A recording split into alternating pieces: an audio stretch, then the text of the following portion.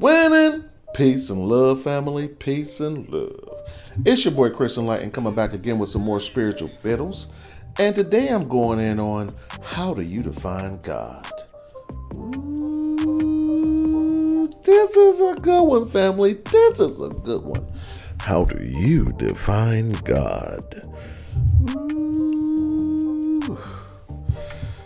This was a good one because however you define God is however you define God.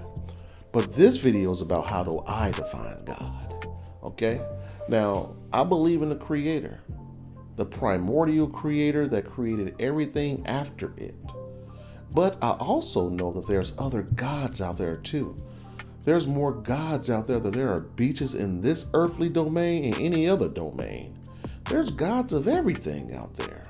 But I want to let you know that those gods aren't the Creator. You know what I mean?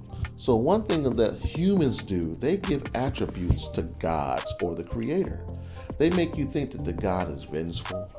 The God needs your love. The God needs this. He needs money. He needs songs. He needs you to do right. He needs you to do wrong. These are human attributes that we're trying to put on a primordial being. You know what I mean? So when someone says you making God mad, God told me this, all that good stuff, they're just speaking from their level of understanding of what their God is. But that has nothing to do with you and your God. You know, I rocks with the Creator, but I also rock with other gods. I'm not saying there's multiple creators out there, but I'm not saying that. But I am saying that there's one Creator that created everything, and then there's a bunch of gods underneath the Creator that can help you win in this earthly domain as well. And I also rock with them as well. You know, when I think about Oshun, Ogun, Hanuman, Kwanku, Kuan Yin, all these gods, Lord Ganesha, all these gods, Ampu, Ra, Tahuti, Ta. When I think about those are gods, not the main creator gods, but these are nothing more than higher reservoirs of consciousness that can create miracles in your life. And those are the type of gods that I put on my altar. Now, you should also have something that represents the Creator on your altar as well. You know what I mean? Whatever you want that represents the primordial Creator, the first consciousness that created everything after it. But I also have my deities, which are gods, and I have my ancestors on my altar as well. Now, my ancestors aren't gods, but they can't help me. But the deities on my altars, those are the gods that I rock with. Those are the gods I read their stories, and their stories align with my life a little bit. And their numbers match my numbers as well. So that's how I choose my gods. I do numerology readings on myself.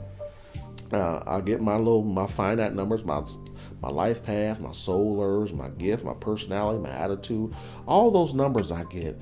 And then I align those up with deities that resonate on the same numerical frequency. And I put them on my altar because I know that they resonate with the number 5, they're going to resonate with me. They resonate with the number 3, they're going to resonate with me because we are that. And that's how I choose deities for my altar. Now, I also choose deities for my altar for what they do. You know what I mean? Like if I want money, if I want like really embrace the energy of wealth, I reach out to the Jade Emperor because all the reservoir of wealth flows through his hands before it enters our earthly domain. And that's just what I know. So since I know that and I work with the Jade Emperor, that's how I win financially. If I'm going on a job interview or something like that, or wherever I'm doing, if I'm doing some public speaking and I want to look right, I reach out to Oshun because she's the goddess of beauty, magic, and wisdom and things like that. I reach out to her and say, hey, Oshun, I want to make sure I look visually stimulating for everyone so they can listen to me. You know what I mean? If I'm writing a book, when I write my books, I reach out to Thoth because he's the god of mathematics and all other spiritual wisdom. And I tether my consciousness with him, and I ask him to allow me to reach deeper within the reservoir of consciousness so I can extract the information out, allow it to flow through me, and then I put it in a book to add light to this universe, to this earthly domain, to any sentient being reading my book at the moment. You know what I mean? And that's how I move. I really don't make a big move without aligning myself with something higher than me. Because you can only go so far with human effort. I say this hundreds of times, if not thousands. You can only go so far with human effort. If you want something out of life and you keep finding this human wall of suffering that you can't get over, you need to align yourself up with a God that's greater than you. You need to align yourself up with a God that's greater to you. And you may ask, hey, Chris Enlightened, how do I do that? I've told you multiple ways, but just start reading stories on gods. You know, if you have a dream about a god and they tell you their name in your dream, you wake up like, I don't know anything about Ra, but I had a dream about Ra. Let me read about Ra. That's Ra coming to you. That's Ra letting you know, hey, I'm willing to work with you if you work with me. You know, and when you put a statue of Ra on your altar, the frequency or the reservoir of consciousness that is Ra can embody that statue and watch you taking care of your ancestors diligently every day, watching you sit in love and light to your ancestors every day, watching you pray, watching you choose to evolve, watching you snatch yourself off the human wall of suffering, watching you no longer allow your limitations to be your reality, watching you allowing your intent to modify future probabilities of success. And then one day Ra will be like, you know what? I'm going to work with this human. And then he'll start working with you. He'll start adding more light to your life. And you'll notice more winds are coming your way. Different doors of opportunity are coming your way.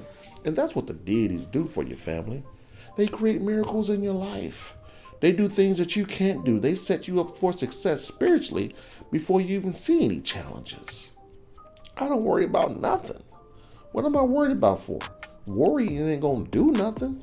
Worrying isn't even real. Worrying is a programmed choice that you choose to embark on. You know what I mean? So I'm telling you this, family. If you want to know or you want to define what gods are or what is God, read up on some deities. See different attributes within them that resonates with you and put them on your ancestor altar one at a time. Put one deity for like every 5 to 6 months. Get a relationship with that deity. If things start getting better, keep that deity on your altar. If they get worse, take that deity off. I'm not guaranteeing you anything. But what I am telling you is to have some spiritual ingenuity and choose to evolve past where you are at today. It's just as simple as that. So again, to reiterate, I feel that there's a creator, the primordial, the one. That's the creator God.